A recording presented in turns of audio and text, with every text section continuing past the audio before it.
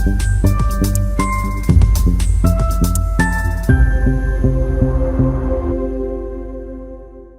दोस्तों, welcome to यज्ञ investment academy और टैक्स थर्सडे में आपका स्वागत है। दोस्तों, हमने पिछले थर्सडे देखा था एनआरई और एनआरओ अकाउंट्स क्या होते हैं। अभी हम देखेंगे कि भाई एफसीएनआर अकाउंट क्या होता है और एफसीएनआर अकाउंट कौन मेंटेन कर सकता है। तो चलिए दोस्तों, वीडियो के साथ देखते हैं एफसीएनआर अकाउंट के बारे में। दोस्तों, एफसीएनआर अकाउंट मतलब non resident foreign currency account. ये कौन ओपन कर सकता है? तो ये कोई भी एनआरआई, ओसीआई या पीआईओ कार्ड होल्डर इसको ओपन कर सकता है। जैसे एनआरई अकाउंट और एनआरओ अकाउंट आईएनआर डिनोमिनेटेड होते हैं, मतलब रुपी करेंसी में होते हैं, वैसे ये रुपी करेंसी में नहीं होता है। ये कोई भी फॉरेन करेंसी में होता है जो कि फ्रीली कन्वर्टिबल है। फ्रीली जिसमें बिजनेस होता है, फ्रीली एक्सचेंज होता है, वैसे करेंसी में ये अकाउंट ओपन हो सकता है। जैसे यूएस डॉलर है, सिंगापुर डॉलर है, जापानीज येन है, तो इस तरह से अलग अलग करेंसी में ये अकाउंट ओपन हो सकता है। तो ये है एफसीएनआर अकाउंट। ये जैसे एनआरई अकाउंट और एनआरओ अकाउंट होता है वो सेविंग अकाउंट के फॉर्म में, करंट अकाउंट के फॉर्म में, एफडी अकाउंट के फॉर्म में या आरडी अकाउंट के फॉर्म में, कोई भी अकाउंट में, कोई भी फॉर्म में ओपन हो सकता है। वैसे एफसीएनआर अकाउंट सिर्फ फिक्स डिपॉजिट फॉर्म में ही ओपन हो सकता है। ये सिर्फ एफडी फॉर्म में ही ओपन हो सकता है, वो भी 1 ईयर to 5 ईयर्स के मैच्योरिटी के साथ। ये 5 ईयर्स के से ज्यादा के मैच्योरिटी के साथ ओपन नहीं हो सकता है। इसके साथ में दोस्तों, इस अकाउंट में पैसा आएगा कहां से?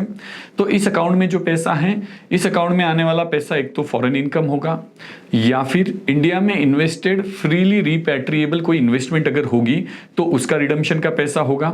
फॉरेन कोई इन्वेस्टमेंट है, उसके ऊपर जो रिडम्पशन आया है वो वहां पर पार्क हो सकता है।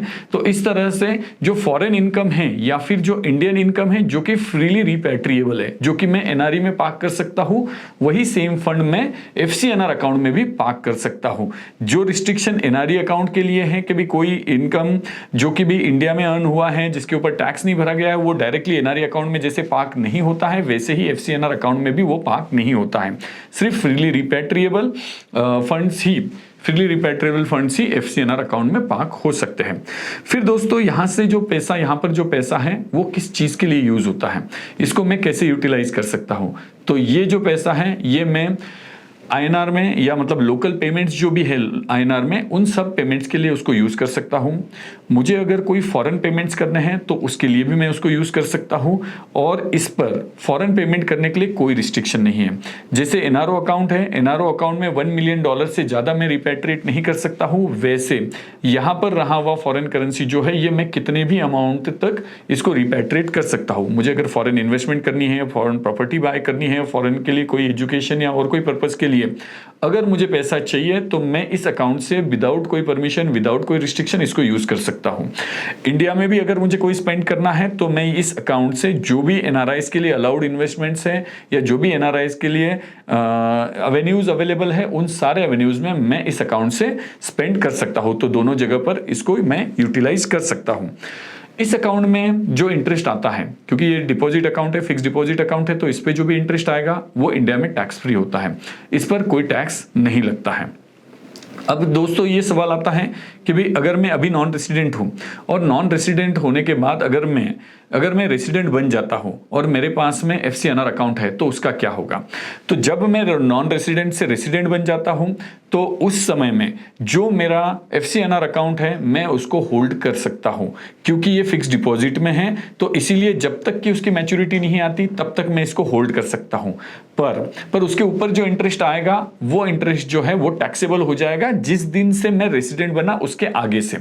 मतलब अगर मेरी एफडी 5 ईयर्स की है या 5 ईयर्स की है और मैंने उसमें से 3 ईयर्स में आउटसाइड इंडिया था और उसके बाद मैं रेसिडेंट बन गया, तो जिस दिन मैं रेसिडेंट बना उसके आगे का जो पीरियड है, मैं आगे के 2 साल तो इसको कंटिन्यू रख सकता हूं, क्योंकि 5 साल की मेरी एफडी है तो 3 साल मैंने पहले कंप्लीट किए, अब आगे के 2 साल तक मैं उसको कंटिन्यू रख सकता हूं।